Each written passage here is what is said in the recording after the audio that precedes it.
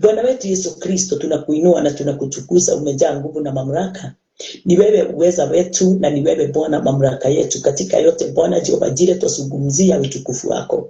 Ni wewe Bwana Jehova Jire ulifungua, na wewe ndiye utafunga mambo yote iweze kuwa katika ukamilifu wote, katika neema yako Bwana Jehova Jire. Utakatifu wako Bwana Jehova Jire unatenda kazi katika maisha yetu, jiani zetu zote Bwana Jehova Jire. Tumetambua ati kweli kwamba wewe ndiye muweza, wewe ndiye kiongozi, wewe ndiye nuru, wewe ndiye njia, wewe ndiye ufalme, wewe ndiye uzima. Reko sekenari ya kibali tedidai Father. Hakuna mwingine aliye kama wewe. Dingla nase tedidai kontrabagori ya biandara babuzaya. Wewe ndiye unatukontrol kulingana na vile Bwana Jehova Jire ulimwengu wako wa kiroho ulivyo. Na wakati unapotukontrol, unatupa uwezo wote Bwana wa kuitwa wana wa Mungu. Na wakati tunapokea hiyo nafasi, tunafanya kazi yako Bwana pasipo kuogopa. Ni kwa sababu aliye ndani yetu ni yule mkuu kuliko wote. Aliye ndani yetu ni Mungu wa miungu yote, yule atendaye kazi kulingana na vile apendavyo. Asante ni kwa sababu ya kutupatia neema hii. Asante ni kwa sababu Bwana Jehova Jire ya kutupa Roho Mtakatifu. Asante ni kwa sababu ya kutuokoa katika mauti. Asante ni kwa sababu ya kutuondolea dhambi zote zikakwisha Bwana Jehova Jire. Hata wakati kama huu Bwana tuko hapa Jehova katika ulimwengu na mwili huu wa dhambi, lakini Bwana Jehova Jire utuisha Bwana mfalme wa ajabu, na ukaapa juu yetu juu ukaapa na jina lako ya kwamba sisi kama watoto wako Bwana Jehova Jire hatutahesabiwa tena kuwa wenye dhambi. Ni kwa sababu ya uweza wako na nguvu zako sisi tunaitwa wakamilifu na watakatifu na wenye haki. Ni kwa sababu ya wewe mfalme wa ajabu katika kazi ile yote uliweza kuifanya. Asante ni kwa sababu Bwana umetupa kunena na lugha. Umetupa kunena na lugha, na sasa hiyo lugha imekuwa lugha yetu. Umetupa Bwana Jehova Jire mfalme kuongozwa na Roho, na huyo Roho akawa wetu. Umetupa Bwana Jehova Jire mfalme wa ajabu kuhubiri mfalme mwema na mwenye nguvu. Na sasa kule kuhubiri Bwana Jehova Jire tunahubiri kulingana na vile unatuongoza. Jehova Mungu wetu mfalme, umetupa roho wa ujasiri. Ule ujasiri wako Bwana ukawa ujasiri wetu. Umetupa Bwana Jehova Jire roho wa wisdom. Ile wisdom yako Bwana ikawa wisdom yetu. Umetupa Bwana Jehova Jire roho Bwana mfalme wa ajabu ya revelation. Na ile revelation ikawa revelation yetu. Ukatupa roho Bwana Jehova Jire kuwa wa matajiri katika mioyo yetu. Ile utajiri ukawa utajiri wako ukawa utajiri wetu. Ni wewe Bwana Jehova Jire umetumiliki mfalme grebo secretary marite didai konta. Berinete didai contribute didai konta rabaganda. Lisindo rababoria janta rabagunda rababuzai. Hatuna kilio tena Bwana Jehova Jire, mioyoni mwetu ni amani na furaha. Dinterete didai kunsoludai. Berinete didai Father Jehova God. Uponyaji wako Bwana Jehova Jire ule uliweza kupeana, ulikuwa uponyaji wako mtakatifu. Ukatuondolea magonjwa yote, ukatuondolea chuki yote, ukatuondolea hali yoyote ilikuwa inapigana nasi. Sasa tumepokea na tunajiringia uponyaji wako mfalme ule uliweza kutupa mfalme wa ajabu. Ninakutukuza na ninakuinua. Roho wako Mtakatifu wakati huu atatuongoza kulingana na vile Bwana wewe utapendavyo. Na ni katika jina lako Yesu Kristo, kila ngome isimamao juu ya neno lako na kuzuilia watu wako wakose kupokea kulingana na vile Bwana unatuongoza, ninaishusha chini ya miguu yetu. Wote watawarao katika mamlaka yao, ninawaambia wako chini ya neno la Bwana, wako chini yako Kristo, wako chini ya sisi waaminio, watu wanaoitanitwa na jina lako, wako chini yetu katika uweza wako na nguvu zako. Na ni katika jina lako Yesu Kristo tumeomba sisi wote na tumeamini. Amen. Amen. Amen. Pasipo kupoteza wakati, nataka tuweze kuingia katika neno. Kwa sababu neno la Bwana ndio nguvu zetu. Neno la Bwana ndio uzima wetu. Neno la Bwana ndiye uwezo wetu. So ninashukuru Bwana wangu, Mungu wangu na mfalme wangu, yule anifundishaye njia zake na kunionyesha mapito yake vile ninafaa kutembelea. Tunazungumzia kuhusu ati tusio watu wa kuongozwa na ulimwengu tulio ndani yake. Tuweze kuwa watu wa kuongozwa na ufalme wa mbinguni kama vile neno linatuambia kwamba ya Kristo ndiye Kristo ndiye nuru.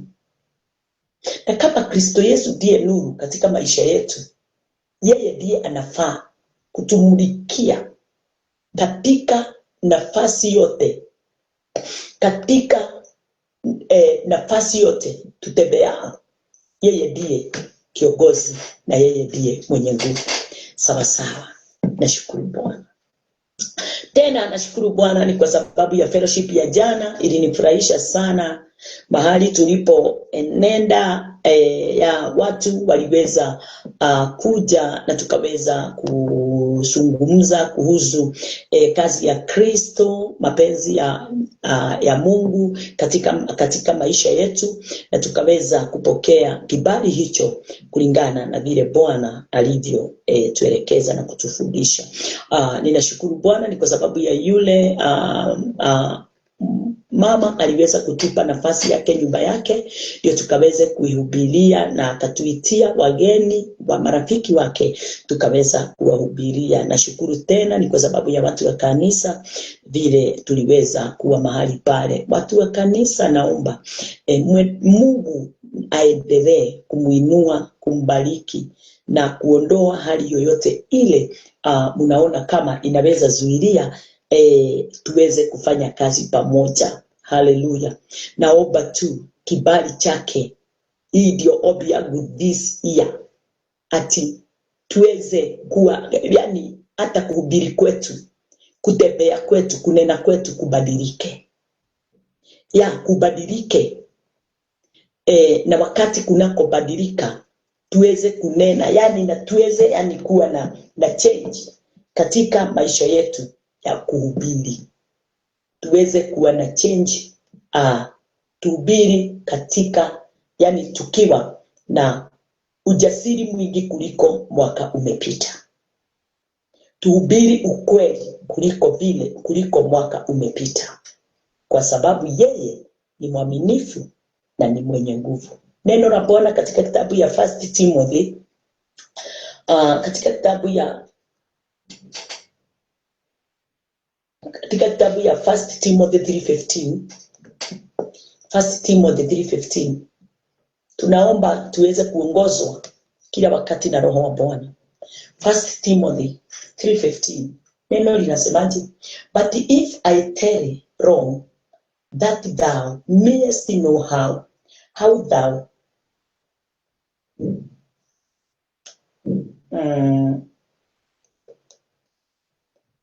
wacha tuisome, hata kama nitingetaka kusoma lingine, lakini wacha kwanza tusome hii kwa sababu liko katika orodha. But if I tell wrong, that thou mayest know how thou oughtest to behave thyself in the house of God, which is the church of the living God, the pillar and ground of the truth.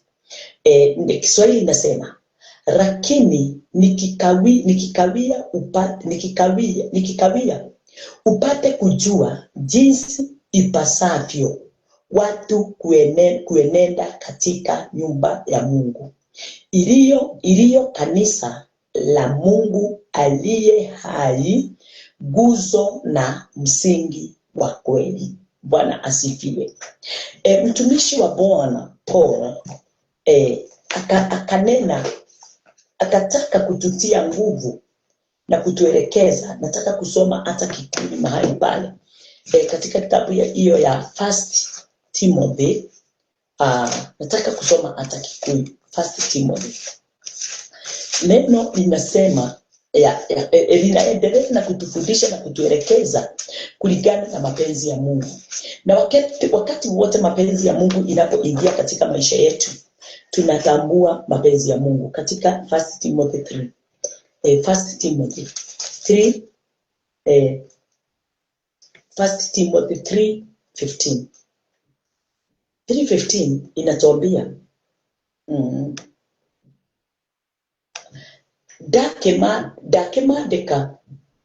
ndakemandika niguo ate igiaga guka na ruari umenye midire area ando magiriirwo ni guthiaga nayo thiini wa nyumba ya Ngai. Bwana asifiwe.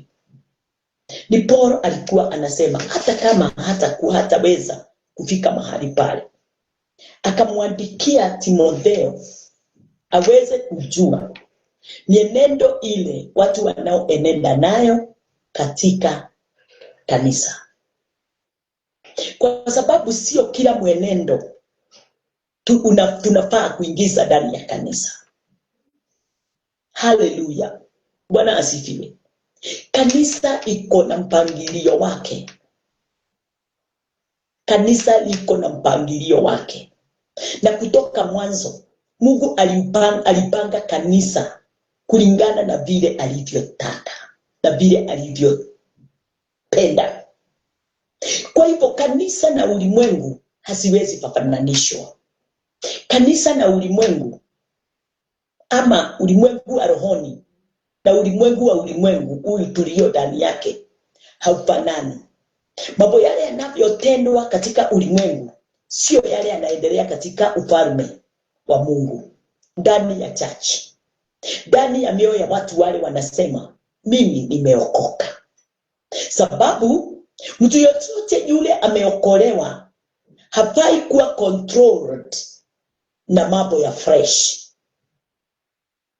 Huyo mtu yeyote yule anayeongozwa na fresh ama na worldly things, worldly deeds, huyo mtu hamjui Mungu, hajawahi muona wala kumsikia.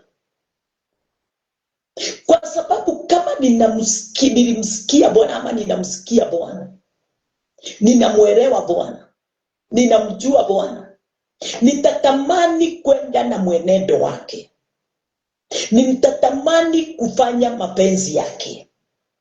Kama vile mtoto akizaliwa, mtoto akiwa mdogo anafanya vile mzazi anayemuongoza. Haleluya.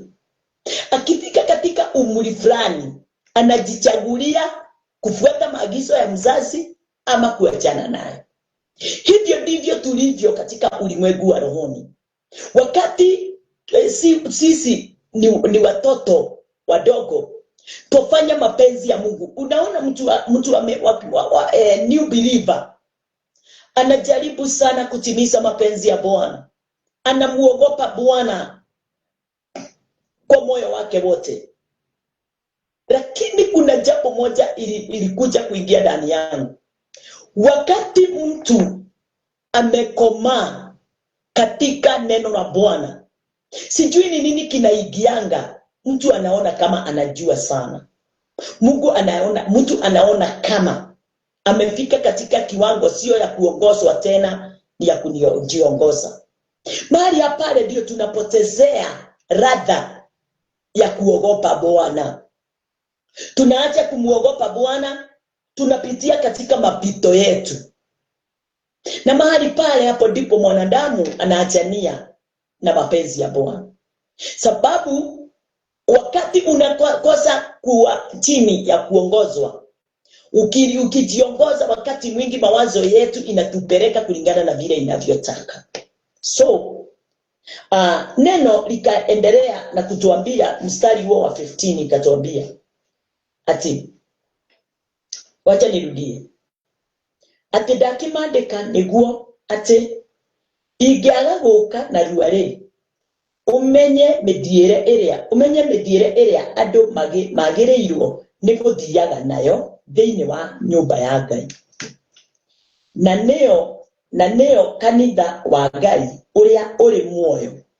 Naguo uguo gitumi kiria gia gutirira uhoro wa ma, ona gitina kiaguo kiria kirumu. Haleluya. Kwa hivyo kanisa kila wakati inafaa kuwa na kiongozi. Kanisa inafaa kuwa na kiongozi. na yule kiongozi ndiye ataweza kuguide mwanadamu, ndio mapenzi ya Mungu iweze kutimia, na ndio ile kanisa iweze kudumisha uzima ule ulitiwa ndani ya hiyo kanisa. Mimi na wewe tuko ndani ya nyumba la Bwana, tunafaa kuwa chini ya mamlaka ya kiongozi yule atakayetuongoza. Bwana asifiwe. Ate nyumba ya Mungu iliyo kanisa la Mungu aliye hai. Kwa sababu watu wale wanaoongozwa na wanaongozeka wanakuwa nguzo kamilifu, wanakuwa nguzo za kusimamisha kazi ya Mungu kulingana na vile inavyohitajika. So mtu wa Mungu, wakati wowote tunapojiongoza ni kazi ya Mungu tunaboromosa. Tunajenga ulimwengu huu ulio wa kukwisha. Ulimwengu tulio ndani yake uko na mwisho, ni wa kukwisha. Lakini ufalme tumetumwa hapa ulimwenguni tuweze kuutetea, ni wa kudumu umilele. Amina. Na kwa nini watu wanajikuta katika nafasi ya kutotambua na kutoelewa mapenzi ya Mungu? Katika hiyo nafasi, siku ya jana katika kitabu ya James 1, katika kitabu ya James 1 mstari wa 16, neno linasema, do not err, my beloved brethren. Ndugu zangu wapenzi, msidanganyike. Every good gift and every perfect gift is from above, and cometh down from the Father of the right, with whom is no variableness, neither shadow of turning. Inasema, kila kutoa kuliko kwema na kila kitolewacho kilicho kamili hutoka juu, hushuka kwa Baba wa mianga. Kwake hakuna kubadilika wala kivuli cha kugeuka. Bwana asifiwe. Kilicho chema chatoka kwa Baba. Na ndio Paul ananenea Timotheo aweze kulichunga kanisa, uzima ulio ndani ya kanisa usiweze kupotea. Wema ulio ndani ya kanisa usikaweze kupokea. That is the will of God. That is the will of God.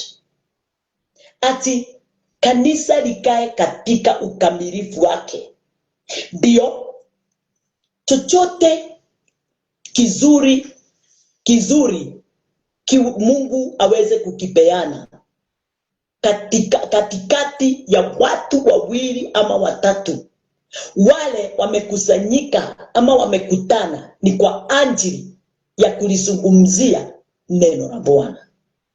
Bwana asifiwe. Haleluya.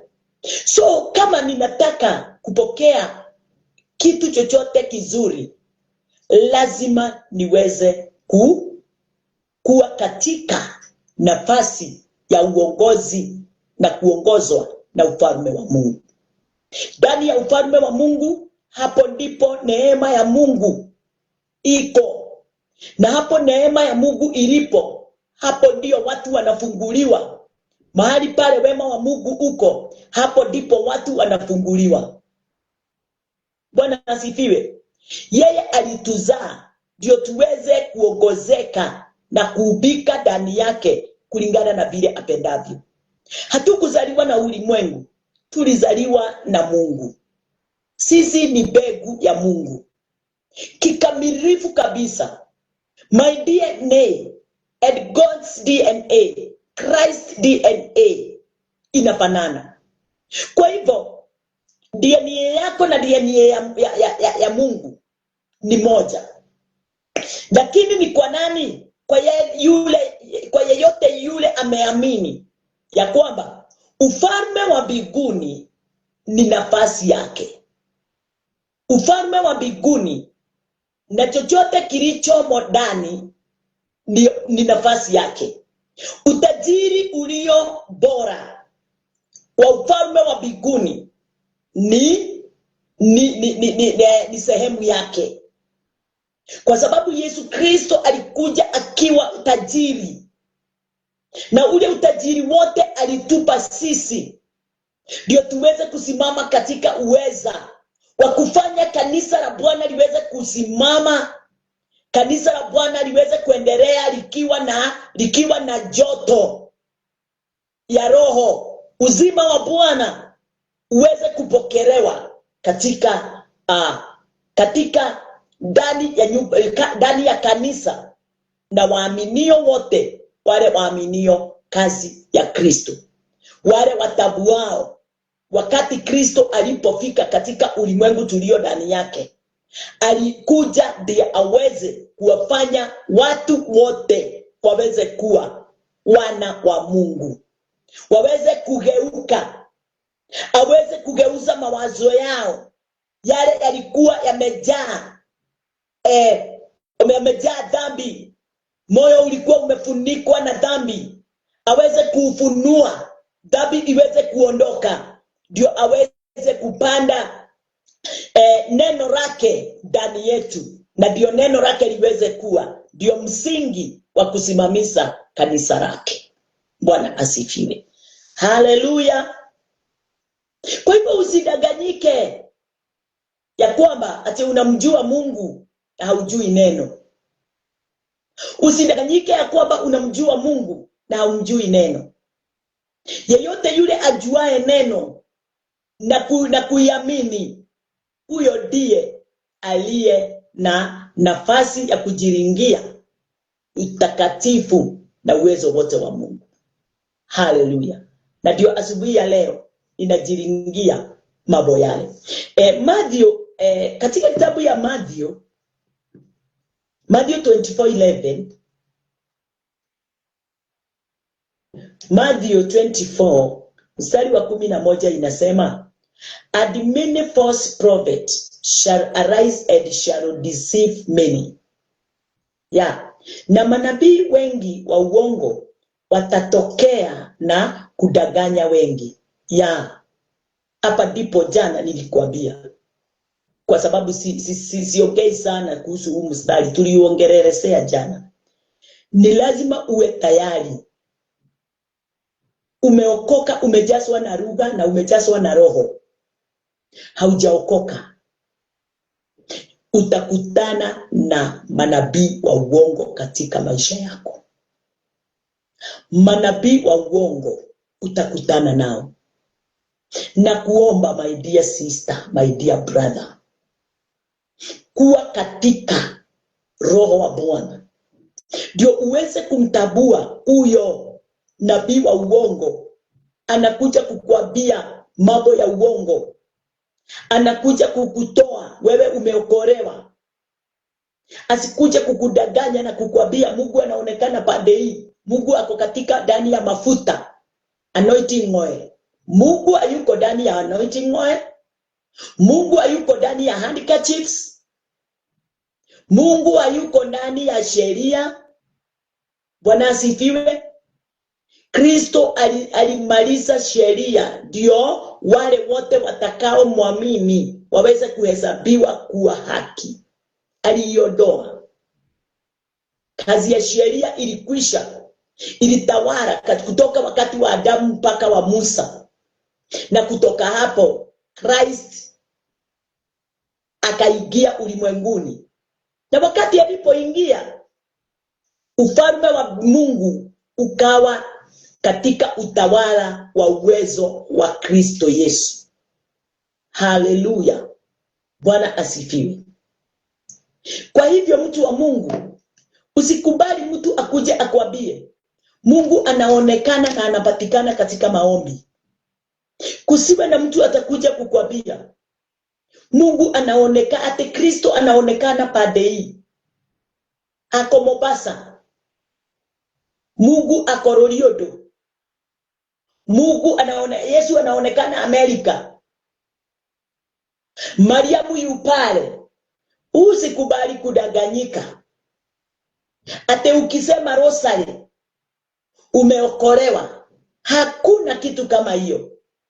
Ate ukibatizwa na maji mengi, wala ubatizwe na maji kidogo, wala upakwe, ate umekutana na Mungu, ate umekuwa mfuasi wa Mungu. Hakuna kitu kama hiyo.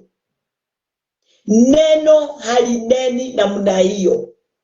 Linasema ya kwamba, haleluya, wale wote watakaye muamini, haleluya, hao ndio watafanywa kuwa mwana wa Mungu. Na ni kuamini nini? Kuamini neno la Bwana lile linenapo kumhusu Kristo Yesu, yule aliyekuja ulimwenguni na akaweza kutoa dhabihu moja ya kutosha. Katika kitabu ya Hebrews 10 alitoa dhabihu moja ya kutosha. Akatoa vivuli zote, sandals, types and sandals, zile zilikuwa zimesimama za kufananishwa na yeye. Aliziondoa zote ndio ukamilifu wa Mungu na uwezo wa Mungu uonekane kumpitia. Haleluya. Neno linasema yeye ndiye chapa kamili, mfano wa Mungu. Yeye ndiye mfano wa Mungu kikamilifu. Anayemtazama Christ anamtazama Mungu. Anayemwamini Christ anamwamini Mungu. Anayetawaliwa na neno la Bwana kumpitia kuamini kazi ya Kristo anatawaliwa na neno la Mungu mwenyewe. Yeye aliyemtuma mwanae wa pekee aje katika ufalme wa giza, ufalme wa giza, ulimwengu, ndiye aje awape watu uzima wa milele. Uzima wa milele unatoka ndani ya mtu. Uzima wa milele hautokani na mambo yale yote sisi tunafikiria. Uzima wa milele hautokani na kukula mesa. Uzima wa milele hautokani na kufunga siku nyingi. Uzima wa milele hautokani na kuomba maombi mengi wala kulisoma neno. Uzima wa milele unatoka katika kuamini kazi ile Kristo Yesu aliyoifanya, kwa kulisoma neno na kuliamini neno na kukubali lile neno liweze kukuongoza. Ndio utoke katika ufalme wa giza uingizwe katika ufalme wa nuru, na kukubali mawazo yako iweze kubadilishwa na mawazo hiyo iweze kukubali kuongozwa na Kristo katika wema na utukufu. Bwana asifiwe. Tukitoka pale tunaingia katika kitabu ya Ephesians 4. Katika kitabu ya Ephesians 4 inasema Ephesians 4 sorry my dear. Yes. Ephesians 4:4. Sorry. There is one body and one spirit, even as you are called in one hope of your calling. Mwili mmoja na roho mmoja, kama na mlivyoitwa katika tumaini mmoja la mwito wenu. Bwana asifiwe. Watu wale wako ndani ya Kristo, wale wameokoka. Kuna jambo moja nilijua, tunafaa, haleluya, sikiliza, tunafaa kuwa chini ya roho moja, tunafaa kuwa chini ya mafundisho moja, tunafaa kuwa chini ya mwili mmoja. Ule mwili ni mwili wa nani? Mwili wa Kristo. Ule roho wa Kristo. Yule roho Yesu alipeana kwa kila mtu. Lakini ulimwengu uko na maroho mengi. Ulimwengu uko na miili mingi. Hatuko ndani ya mwili mmoja. Bwana asifiwe. Hatuko ndani ya kiungo kimoja. Kile tunafaa kukitumikia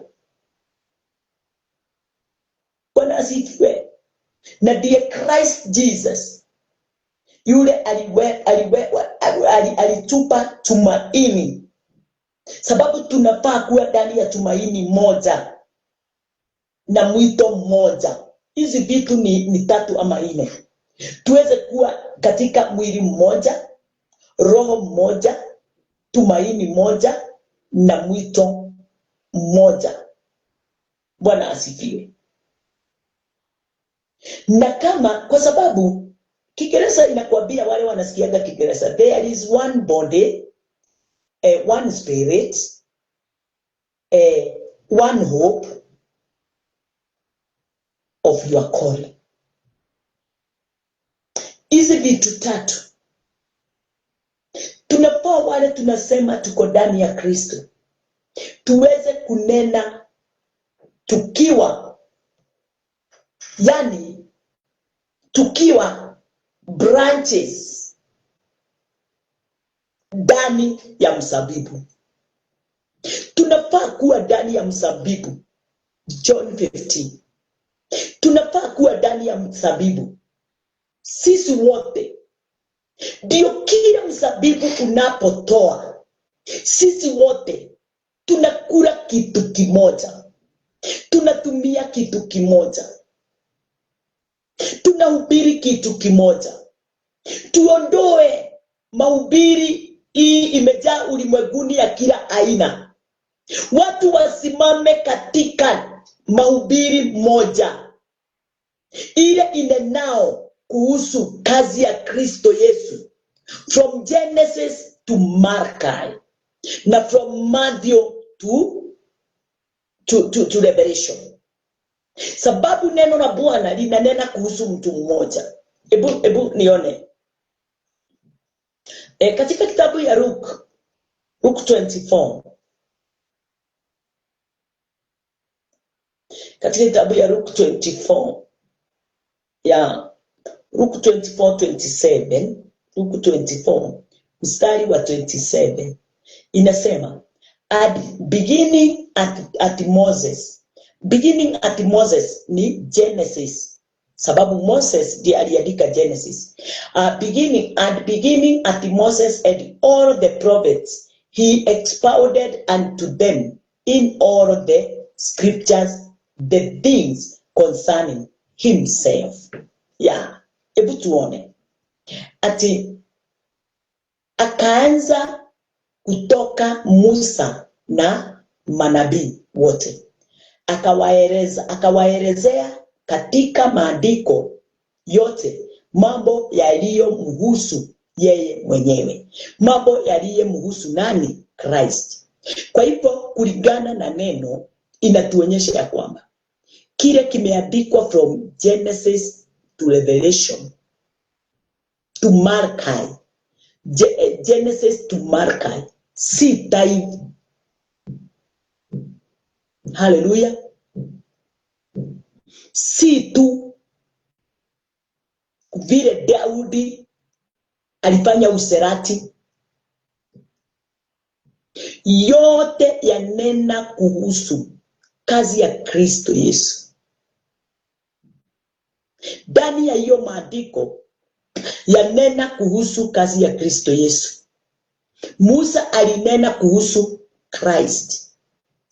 Prophets walinena kuhusu Christ from Genesis to Malachi.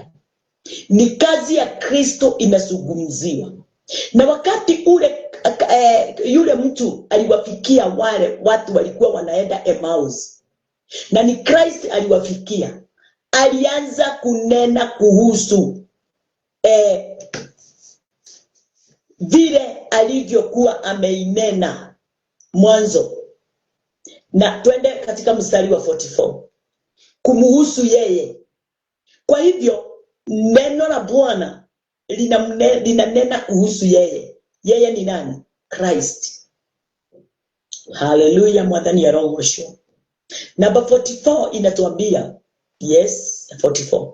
And he said unto them, they are the ones which I spoke unto you while I was with you, while I was yet with you, that all things must be fulfilled, which were written in the law of Moses, and in the prophets, and in the Psalms concerning me. Kwa hivyo wakati ule tunajikuta tunafuata mambo yale tunataka, tunaondoa kazi ya Kristo, na kuondoa kazi ya Kristo katika mioyo yetu na katika maisha ya ile tunayoishi katika ulimwengu, tunaonyesha ya kwamba tumeondoka katika ulimwengu wa Mungu, tumeingia katika ulimwengu wa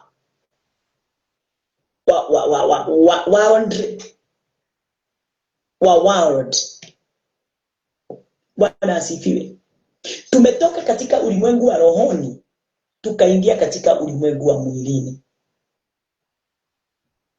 Ndio sasa Yesu akawakemea wale walikuwa wanaenda Emmaus, watumishi wake.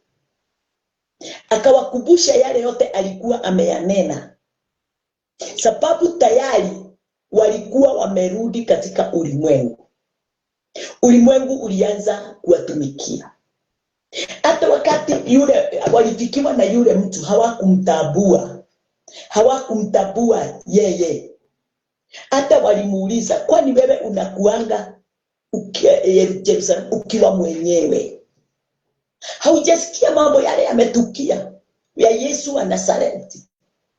Yule alikuwa amesema atafufuka siku ya 3, na mpaka sasa hajafufuka. Mambo yale alinena hajaonekana, na hii ni siku ya 3. Na ni nani wanamwambia yeye alifufuka? Lakini hata wakati aliwafikia na walikuwa wanafunzi wake hawakumtambua.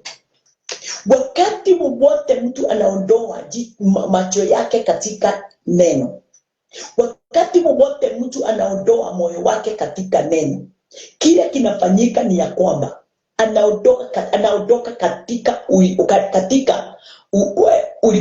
katika ulimwengu wa rohoni. Bwana asifiwe.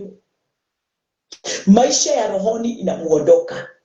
Kile sasa atatazamia ulimwengu na ni siku 3 tu. Only 3 days. Only 3 days.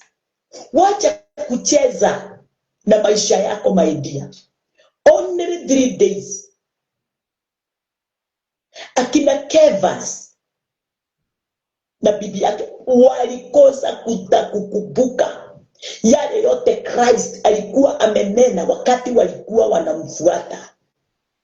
Walikuwa disciple, followers of Christ. But siku 3 wakati Yesu aliwaacha, na wakati ule aliwatokea baada ya ufufuo wake wa hiyo siku, hawakumtambua. Wacha kucheza na maisha yako. Wacha kucheza na moyo na akili zako. Akili zako zinaweza kukupeleka mbali, ukose kukumbuka yote yale uliyofundishwa, na ujikute udhurumaji wote katika ulimwengu wewe ndio unaufanya. Tumeona wengi walikuwa wanajiita wa Kristo, saa hii ndio wanaua, saa hii ndio wanachukua watoto wa watu na kuwafanya mateka, kuwafanya watumwa na kuwatesa sana, na kuwafanya kama ni watoto hawana kwao.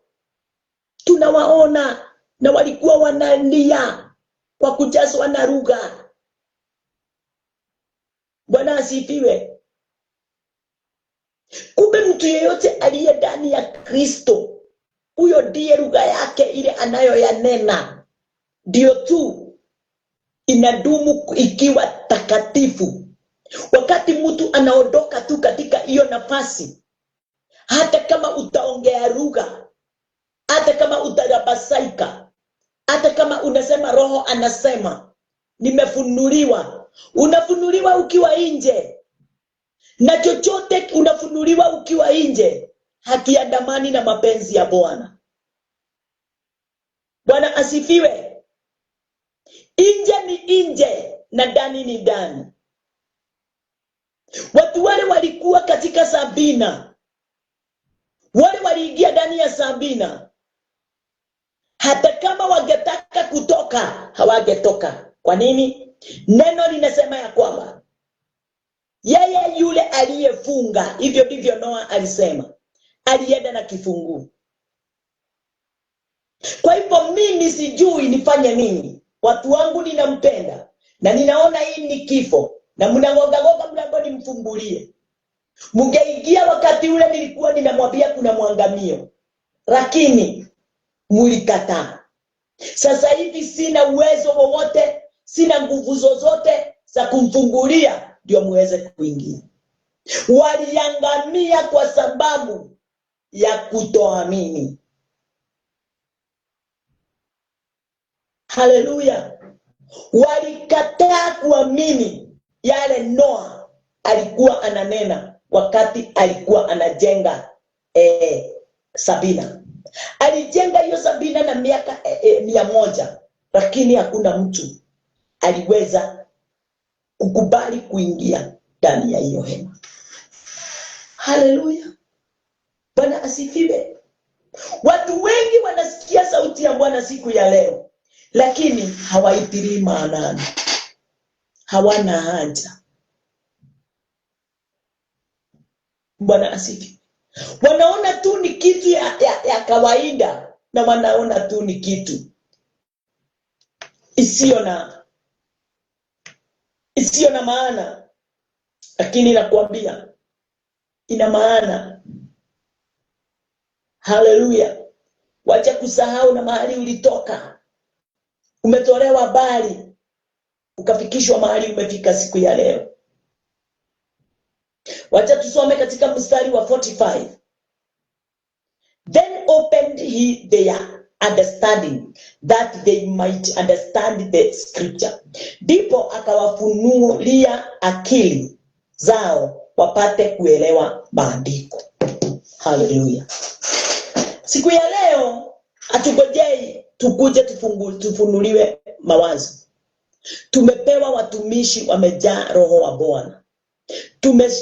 Tumepewa watumishi walio na ufunuo, sababu wameamini kazi ya Kristo. Wanatembea katika kazi ya Kristo. Wanazungumzia kazi ya Kristo kulingana na vile Kristo anavyotaka. Kuna wao wanarukaruka. Kuna wao wanarukaruka hapa na pale. Ni maubwa. Hata kama wanabweka wakirudi nyuma. Hawapatii watu chakula kamili. Wanawapatia wakigawa ndio wao waweze kujishibisha. Hawana roho wa Bwana wa kuwasaidia na kuwatumikia kulingana na vile inavyofaa. Wanafanya vile wanataka kwa sababu ulimwengu umewaka ndani yao. Ulimwengu unawatawalia. Ulimwengu unawaongoza. Na ni watumishi wa Bwana, ni makanisa makubwa. Yako na thousands and thousands of people. Lakini viongozi wao ni maubwa wenye hawabweki. Na wakibweka, haleluya, wanawatia uoga tu badala ya kuwapa amani. Haleluya, Bwana asifiwe. Kwa hivyo ni juu yangu na juu yako tuweze kujua ni akina nani wanaobweka wanabwekea maisha yetu. Ni nani huyo amesimama ndio aweke uzima ndani yangu? Ni uzima anaweka ama anaweka kifo? Ni sheria gani hiyo anaweka ndani yangu? Ni sheria ya Kristo ama ni sheria ya Musa? Bwana asifiwe. Wakati watu wanarudi nyuma, wanarudi katika sheria ya Musa. Wanaanza kuisimulia na kuifanya. Wanarudi katika matendo ya kazi zao. Waionyeshane kulingana na vile wako na bidii. Na bidii yao ni bure. Bidii yao ni kama matapiko. Haina bidii yoyote ya kuwafanya waweze kuwa pamoja na Mungu na kuitanishwa pamoja na Mungu wao. Bwana asifiwe. Ni mimi na wewe tuweze kutambua na kuelewa mapenzi ya Mungu katika maisha yangu ni gani. Ni kukaa na kudumu katika yeye na kuyajimulisha yale yote yatokao naye katika maisha yangu na maisha yako. Ni mfalme mgani huo unenao ndani yako? Ni mfalme wa Mungu ama ni mfalme wa ulimwengu? Ufalme ule unenao ndani, unafaa kunena ndani yako, ni ufalme wa Mungu. Yesu akawaombea ndio waweze kutambua maandiko. Na mimi this year 2026 ninaombea watu wale wanasema mimi nimeokoka, waweze kufunguka macho yao, waweze kutambua ni nani anayewaongoza. Ni ufalme mgani unaonena ndani ya mioyo yao. Baada ya kufa, maisha yao itakuwa mkononi mwa nani? Bwana asifiwe. Sababu mikono ni miwili. Kuna mkono wa ibilisi na kuna mkono wa Mungu. Bwana asifiwe. Sasa ni mimi na wewe tuweze kujua na kutambua niko katika mkono gani? Ninafuata ufalme gani? Ni nani anayenitumikia ndani yangu? Bwana asifiwe. Ni roho mgani anayenena ndani ya maisha yangu? Haleluya. Bwana Yesu asifiwe. Yeye ni muweza na ni mkarimu kwa mambo yote. Katika mahali pale ninataka tuweze kuangalia katika kitabu, katika neno, katika kitabu ya 1 Corinthians 6. 1 Corinthians 6:9. Neno linasemaje? Know ye not that the unrighteous shall not inherit the kingdom of God. Be not deceived, neither fornicators, nor idolaters, nor idolaters, idolaters and idolaters, nor effeminate,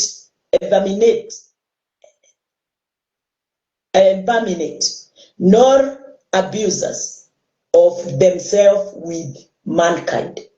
Au hamjui ya kuwa wadhalimu hawataurithi ufalme wa Mungu? Msidanganyike, washerati hawataurithi ufalme wa Mungu, wala waabudu sanamu, wala wazinzi, wala wafiraji, wala warawiti hawataurithi ufalme wa mbinguni. Bwana asifiwe. Na kama vile neno linavyosema hivyo, uweze kujua ya kwamba hayo yote, hao watu wote wametajwa. Hiyo aina yote ya watu wametajwa. Kwa nini wametajwa? Sababu huo wote ni ulimwengu unawaongoza. Wako chini ya mamlaka ya ulimwengu. Na hakuna wakati ulimwengu utakuongoza uweze kukamilisha mapenzi ya Mungu. Mapenzi ya Mungu inakamilishwa na nini? Inakamilishwa na kukaa katika neno, kuliamini neno na kukubali kuongozwa na Mungu. Ulimwengu wa kugoja nao uko na viongozi wake. Hata kama uko kanisani na moyo wako haujakuwa dhabiti ndani ya neno la Bwana, utakuta ulimwengu unakuongoza, na tena ufalme wa Mungu nao unakuongoza. vita inakuwa kali sana katika maisha yako. Haupumziki. Kwa nini? Uko na maufalme mawili yanao kupigania. Shetani anakupigania na Mungu anakupigania. Bwana asifiwe. Uamuzi wako, na ukiona mtu akiwa katika hali ya mambo mengine akiwa kanisa na akisema ameokoka, na uone ameanza, yani matunda ya ulimwengu imeanza kuonekana, jua ya kwamba huyo mtu hata kama ako kanisani hana uzima.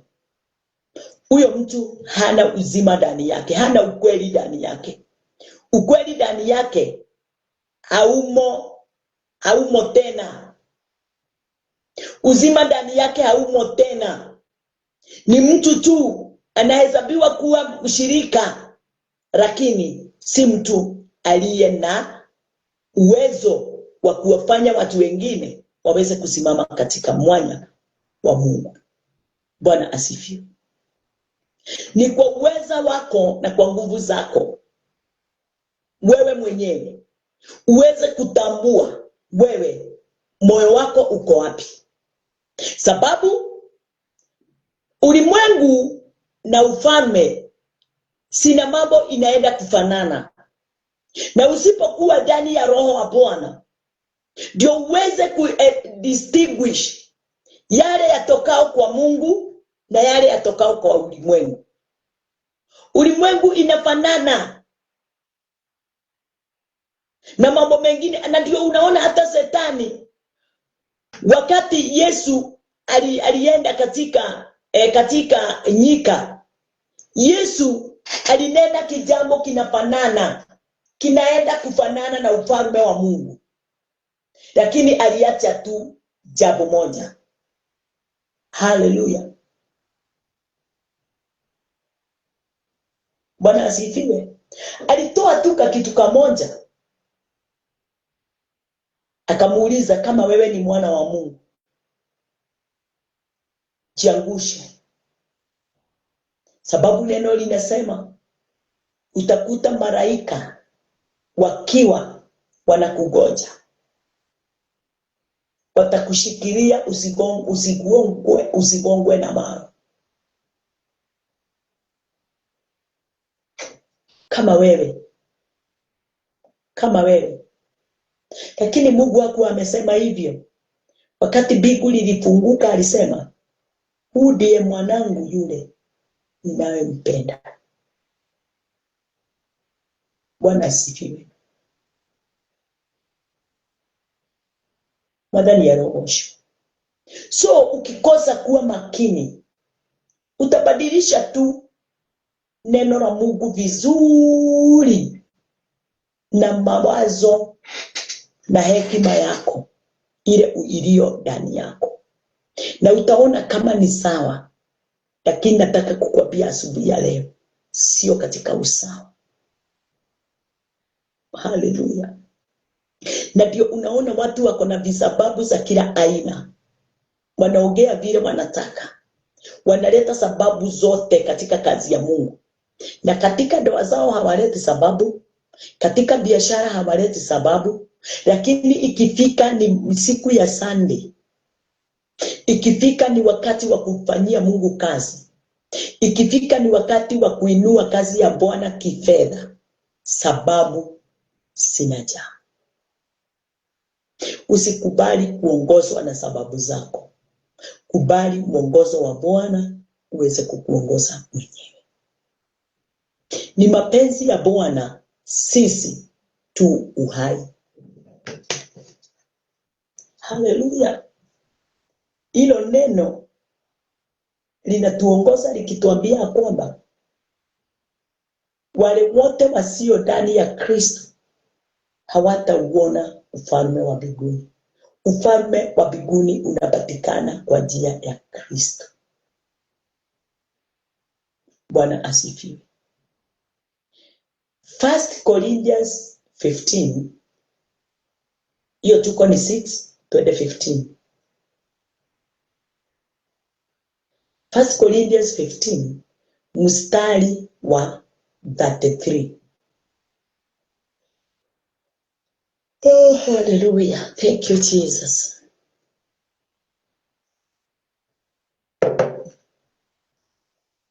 That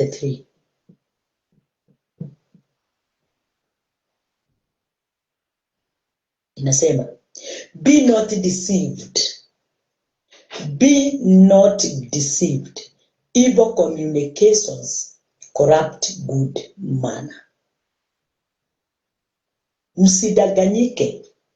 Mazungumzo mabaya uharibu tabia njema. Unajua mazungumzo mabaya ni nini? Mazungumzo mabaya si matusi, kuongea kimsaa, kuongea kulingana na vile wewe unataka na vile unafikiria. Hapana. Mazungumzo mabaya ni wakati ule mtu anafundisha neno lakini hafundishi kulingana na mwelekeo na mapenzi ya Mungu mwenyewe kumpitia mwanae. Hiyo ndio mazungumzo mabaya. Kuzungumza na kuhubiria watu kuhusu juu ya sheria na kufunga watu na sheria ya Musa. Kutotambua kazi ya Kristo Yesu ile aliyoifanya wakati alipokuja katika ulimwengu. Hiyo ndio mazungumzo mabaya. Mazungumzo mabaya si kutusi wala kufanya jambo lingine lolote kupitia mazungumzo. Mazungumzo mabaya ni mtu yule asimamaye na haneni kuhusu ufalme wa Mungu kumpitia mwanae Kristo Yesu. Yule alikuja ulimwenguni ndio watu wote waweze kupokea uzima kumpitia yeye. Bwana asifiwe. Kwa hivyo ni hatia wakati wowote mtu anazungumza neno, kuhubiri neno lisipoandamana na kazi ile Kristo Yesu alipoifanya. Hallelujah. Ndio unaona Old Testament mababa wetu hawakuingia katika ufalme wa mbinguni. Wale walipewa neema wako katika Hebrews 11.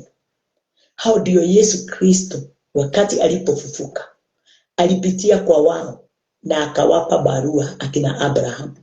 Wale wako katika Hebrews 11.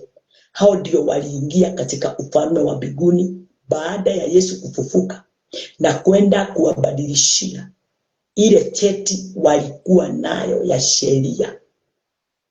Bwana asifiwe. Akawapa neema ya kuishi na kuingia katika ufalme wa mbinguni.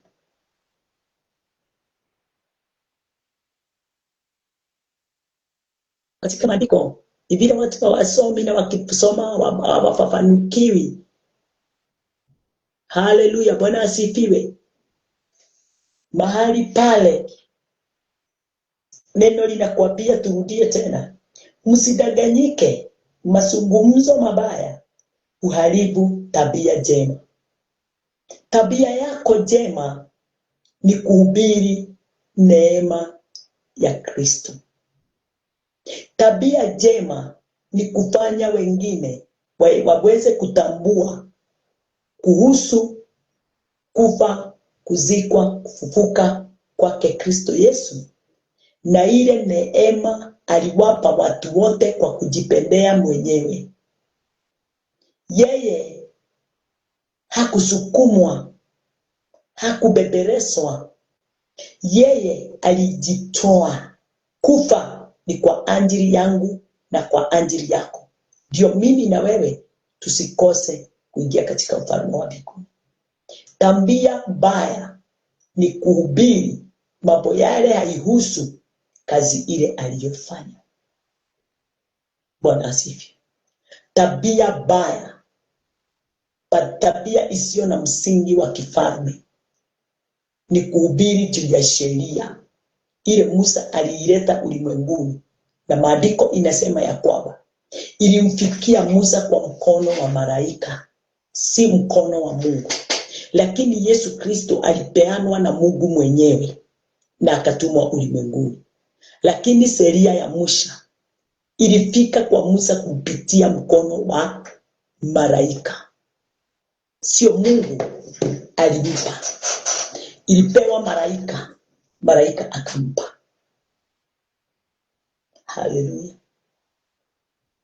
Watu walifikishiwa ile sheria na mtu, lakini sisi tumefikishiwa sheria ya kuishi milele na nani? Na Mungu, mwana wa Mungu, yule Mungu aliyemtuma kwetu sisi tuweze kumwamini kupitia kazi yake.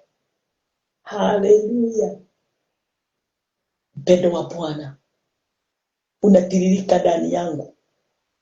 Uwezo wa Bwana wanena ndani ya maisha yangu kulingana na vile Mungu anavyopenda. Yeye ni mwaminifu na ni mkarimu katika maisha ya wote wale wanaomtambua. Katika kitabu ya Galatians 6:7,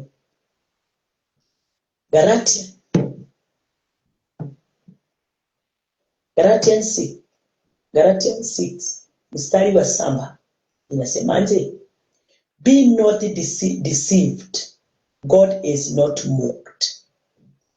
For whatsoever a man soweth, that shall he also reap. Msidanganyike, Mungu hakiwi, kwa kuwa chochote apandaye mtu ndicho atakachokivuna. Nini unapanda ndani ya moyo wako? Ni nini unapanda ndani ya watoto wako? Ni maisha gani ulio chini yake katika ufalme wa Mungu? Ulimwengu unafanya kazi namna gani ndani yako? Moyo wako waona namna gani? Watamani nini? Watu wengi wanatoka makanisani kwa sababu wamekosa miujiza na maishara. Watu wengi wanaanza kukriticize mahubiri wakati inapohubiriwa, kwa sababu wanasikia kama ile mahubiri haina favor kwao. Watu wengi wanataka watumishi wa Bwana waweze kuhubiri kulingana na vile wanataka, na watumishi wengi tena wanataka kuhubiri kulingana na mapenzi yao, si mapenzi ya Mungu. Wanajizungumzia wenyewe, hadithi nyingi ndani ya kanisa, kazi nyingi ndani ya kanisa. Badala ya kuwapa watu neema, mtu anazunguka huku na kule akitafuta kule ataenda aibe nyimbo ndio aweze kuwa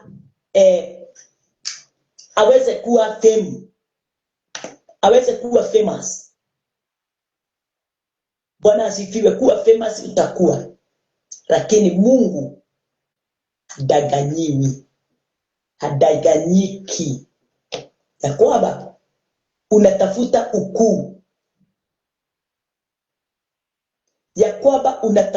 ukuu, Siku moja nikawa na wacha nikwambie, kutoka wakati huo ndio niliachana na kuwa na katika kitabu ya Jeremiah. Yes, katika kitabu ya Jeremiah, wacha tuingie na wewe. Siku moja nikiwa nimeanza kufundishwa neema, wakati niliingia katika mafundisho ya grace, kazi ya Kristo Yesu. Nilikuwa moyoni mwangu sijatoka katika kazi. Moyo wangu ulikuwa unataka tu mambo yale ninataka. Na nilikuwa ninafikiria kuhubiri neema ama grace, kazi ya Kristo, ni moja na kuhubiri sheria. Unajua sheria wakati inapotuzungumzia, sheria inatuongoza katika mapenzi yetu na mapenzi ya ulimwengu. So mtu aliye chini ya sheria anatumikia ulimwengu saa yote, na anataka kuwa tajiri kifedha, kuwa na mali, kuwa na watoto wema, bwana mwema, bibi mwema, na milango imefunguka. Unataka kuwa mistari ya kwanza, kukula mesa, kukunywa divai. Unataka kuwa katika mstari wa kwanza, kupakwa mafuta, kuomba na handkerchiefs. Mambo kama yale yanaonyesha matendo na kazi ya mwanadamu.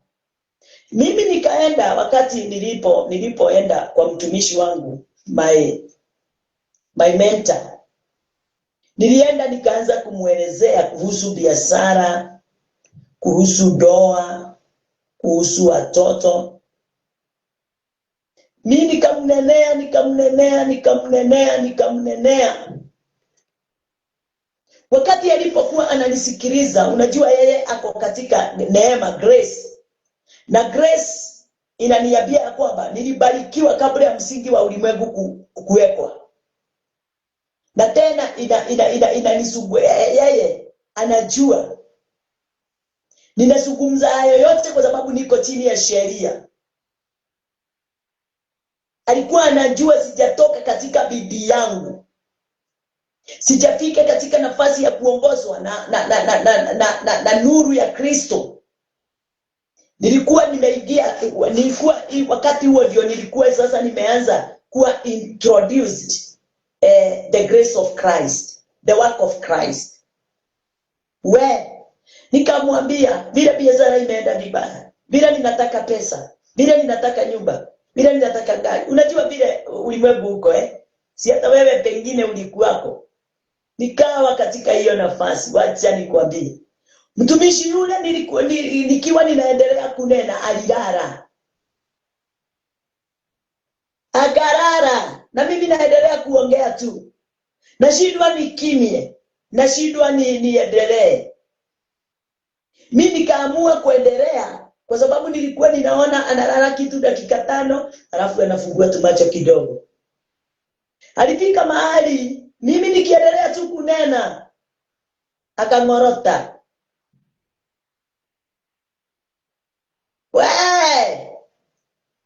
Sasa nilikuwa ninashindwa nifanye nini?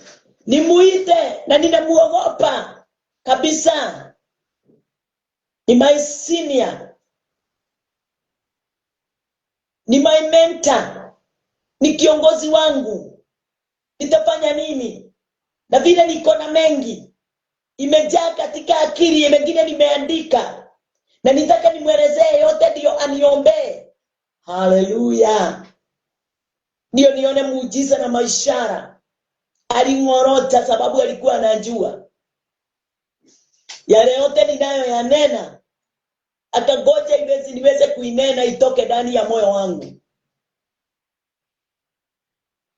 Haleluya. Na mimi nikaizungumza akiwa tu amelala. Wakati tu aliamka baada ya masaa kama 2, na kuambia mtu wa Mungu, nilikuwa nafikiria grace, neema, kazi ya Kristo inaandamana na sheria. Ila watu wanapeleka mahitaji yao yote na kila kitu, na vile wanataka, na vile wanaapa ate wakifanyiwa watainua kazi ya Mungu. Hiyo ndio ilikuwa ndani ya moyo wangu. Sikuwa ninatambua vile neema inaendaga. Haleluya. Ninajua nikizungumza hivyo kuna watu hata wamepanga vile wataenda kwa watumishi, lakini wewe enda. Wengine uko tu chini ya sheria. Sheria inakupanga na inakwambia nena. Enda ukafanywa miujiza na maishara. Enda kujitafutia. Lakini neema haineni hivyo. Kaongea wakati aliamka. Nikashindwa. Kwani alikuwa anasikia na vile amengorota hapa. Mimi aliniopereka katika kitabu ya Yeremia. Haki Yale yote nilikuwa nimemwambia ya kutajirika, ya kutaka, aliigonga na mstari mmoja. Na hakuniigonga kwa njia ya kunibebeleza. Alinisomea tu mstari mmoja, ukanigonga mara moja, nikasikia kama nimekwisha. Na nikashindwa sasa, kwa nini ameniambia hivyo badala, na hakuniombea. Na nilikuwa mchanga wa neema, hakuniombea. Hakufanya vile wanafanyanga wafundishaji sheria makanisa ile watu wengi wako na ile tulikuwa. Hakuniombea. Nilikoja aniambie leta mkono tuombe, nikagoja aniwekere mkono, nikagoja anibake mafuta, nikaomba. Yani wacha nikwambie my dear, niligoja akaniambia Lydia, enda nyumbani, na yale yote umesema Mungu ameisikia. Mimi hakuniambia kama itafanyika ama haitafanyika. Hakuniambia. Haleluya. Aliigonga na hii mstari. Acha nikusomee. Katika kitabu ya Jeremiah 45 mstari wa 5. Acha nifungue Kiingereza na Kiswahili. Jeremiah, nilienda nyumbani nikiwa shingo yangu iko upande. Nikafikiria niende kwa mwingine nimwelezee. Nikaogopa naye asiweze kunipatia kikitu. Lakini siku moja nikakutana na mtumishi wa Bwana, naye wakati nilipokuwa ninaongea naye akaniambia, Lydia, unaona hayo yote unanena juu yake, kaa chini, yote itajibiwa na neno wakati unapofundishwa na mtumishi wa Bwana. Mtumishi wa Bwana, wewe fuata tu yale mtumishi wa Bwana, wale watumishi walimu wako watakuwa wakikuja kwako. Ede ukae chini, menta atakumenta na njia ya ajabu. Usiwe na haraka. Na ndio unaona tunakuintroduce kwa Christ. Ndio uweze kujua Christ ndiye utajiri wote. Christ ndiye uzima. Christ ndio uweze kujua ni mlango namna gani, ni njia namna gani, ni uzima namna gani, ni nuru namna gani.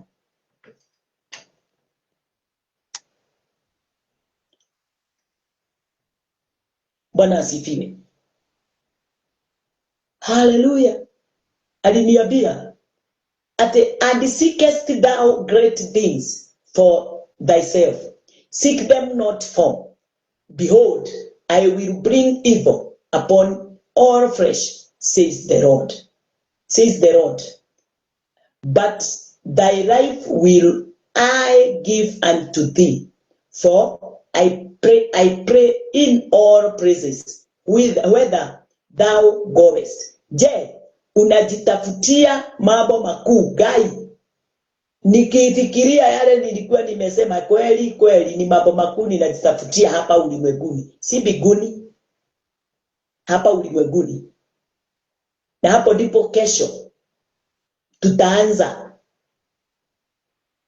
Hapo ndipo kesho tutaanza, ndio tuweze kuendelea, ndio tuone ya ulimwengu inakushia ulimwenguni. Wacheni tushukuru. Baba, unastahili kuinuliwa na hata kupewa sifa. Pokea sifa na utukufu. Wewe ni Mungu wangu na wewe ni mfalme wangu. Na kwa kila jambo Bwana unatujibu kulingana na vile upendavyo. Asante ni kwa sababu kesho tutaweza kuwa pamoja na watu hawa na tutaweza kusimama katika neno, na lile neno litatufungua katika uwezo wako na nguvu zako. Na ni katika jina lako Yesu Kristo tumeomba na tumeamini. Amen, amen, amen. Mbarikiwe sana, muendelee na biashara zenu, na muendelee na kulisoma neno. Mkisoma neno litakupa maombi. Neno lenyewe litakufundisha vile utaomba. Bwana asifiwe. So ninashukuru sana wakati huu tumekuwa pamoja. Ni kwa sababu time yangu imekwisha na kuna mahali ninangojewa na nimeitwa. Asante sana, nakupenda.